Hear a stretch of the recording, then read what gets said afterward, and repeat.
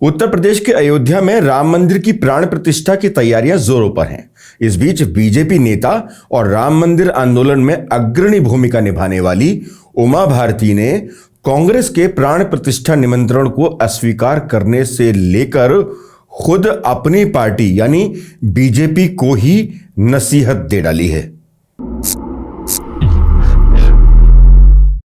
उमा भारती ने कहा है कि राम भक्ति पर हमारा यानी सिर्फ बीजेपी का कॉपीराइट नहीं है।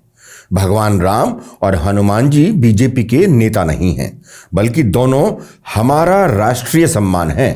उमा भारती ने ये बातें रामलला की प्राण प्रतिष्ठा में विपक्ष के नेताओं को निमंत्रण देने को लेकर बीजेपी सरकार पर उठ रहे सवालों के जवाब देते हुए कहीं।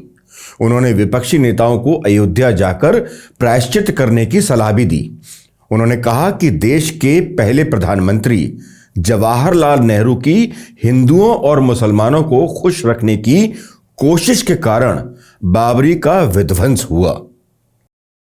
भारत के प्रमुख अखबार इंडियन एक्सप्रेस को दिए एक इंटरव्यू में उमा भारती ने कहा कि निमंत्रण देना राम मंदिर ट्रस्ट का फैसला है। यह कोई पॉलिटिकल कॉल नहीं। भगवान राम और हनुमान जी बीजेपी के नेता नहीं हैं, बल्कि वो हमारे लिए राष्ट्रीय सम्मान का विषय है। उनके मंदिर की प्राण प्रतिष्ठा में कोई भी हिस्सा ले सकता है और किसी को भी उसमें आमंत्रित किया जा सकता है। उमा भारती ने कहा कि मैं सभी राजनेताओं से कहूंगी कि इसे राजनीतिक तौर पर बिल्कुल भी न देखें और इसमें हिस्सा जरूर लें। इस बात से डरे नहीं कि आप अपने वोट बैंक को खो देंगे।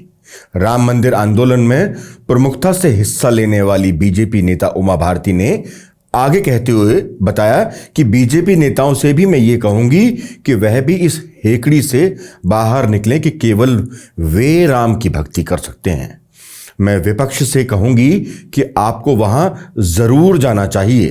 किसी भी दंभ या डर से आजाद होकर हमें इस कार्यक्रम में खुशी से हिस्सा लेना चाहिए। अक्सर अपनी बेबाकी के लिए मशहूर उमा भारती के सिर्फ राम मंदिर ही नहीं बल्कि कई अन्य महत्वपूर्ण मुद्दों पर भी कुछ ऐसे ही बयान देखने को मिले हैं जो शायद बीजेपी के कई लोगों को पसंद ना आए। एक और मीडिया संस्थान को कुछ दिन पहले दिए अपने एक इंटरव्यू के दौरान भी उमा भारती ने खुलकर हिंदू मुस्लिम विवाद पर अपनी राय रखी थी। मध्य प्रदेश की पूर्व मुख्यमंत्री उमा भारती ने कहा कि काशी और मथुरा में विवादित स्थलों पर मंदिर बनाए जाने जरूर चाहिए। साथ ही उन्होंने आरएसएस प्रमुख मोहन भागवत की भारत की हर मस्जिद में शिवलिंग की तलाश न करने की सलाह को भी समर्थन किया है। गौरतलब है कि संघ प्रमुख मोहन भागवत ने यह टिप्पणी जून 2022 में की थी, जब ज्ञानवापी मस्जिद विवाद तूल पकड़ रहा था। भागवत ने यह भी कहा था कि कुछ अपवादों को छोड़कर अधिकांश धार्मिक स्थलों का निर्माण मंदिरों को तोड़कर किया गया है, लेकिन हम इसमें पड़ गए तो इस देश में कोई भी, चाहे वो हिंदू हो या फिर वो मुसलमान, शांति से रह नहीं पाएगा। कृष्ण जन्मभूमि, शाही ईदगाह और ज्ञानवापी मस्जिद दोनों मामले वर्तमान में विचाराधीन हैं, लेकिन भारती का मानना है कि दोनों स्थानों को पूजा स्थल अधिनियम 1991 से छूट दी जानी चाहिए।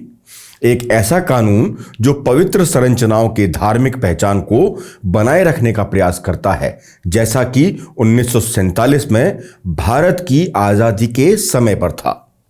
पूर्व केंद्रीय मंत्री उमा भारती, जिन्होंने 2019 के संसदीय चुनाव से बाहर रहने का विकल्प चुना था, इस बार चुनाव लड़ने की इच्छुक हैं।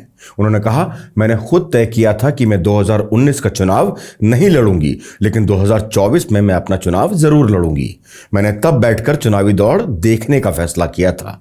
उन्होंने कहा, मैंने अपनी इच्छाएं बता दी हैं, लेकिन अब पार्टी अध्यक्ष जेपी नड्डा का निर्णय लेने का समय आ गया है। भारती 2020 में एक विशेष अदालत द्वारा बरी किए जाने से पहले बाबरी मस्जिद के विध्वंस पर आपराधिक साजिश मामले में आरोपी 32 लोगों में से एक थी। राम मंदिर आंदोलन के अग्रणी आंदोलनकारियों में शामिल भाजपा की फायर ब्रांड नेता और सदैव तल्ख टिप्पणियां देने के लिए मशहूर उमा भारती के बयान कई बार भाजपा को असहज करते रहे हैं, मगर राम मंदिर पर दिए अपने नए बयान से उन्होंने पार्टी के एजेंडे को सीधे तौर पर चोट की है और चुनौती दे दी है सीधे तौर पर उन नेताओं को जो भगवान श्री राम पर एकाधिकार समझ रहे हैं। वैसे 22 जनवरी को राम मंदिर के उद्घाटन के लिए आमंत्रित उमा भारती को भी किया गया है। फिलहाल इस वीडियो में बस इतना ही। आपकी इस खबर पर क्या राय है हमें कमेंट बॉक्स में जरूर बताएं। अगर आपको हमारा वीडियो पसंद आए तो इसे लाइक करें, सब्सक्राइब करें और शेयर करना न भूलें। चैनल को ज्वाइन करके आप हमें आर्थिक तौर पर सपोर्ट भी कर सकते हैं। आज के लिए बस इतना ही। नमस्कार।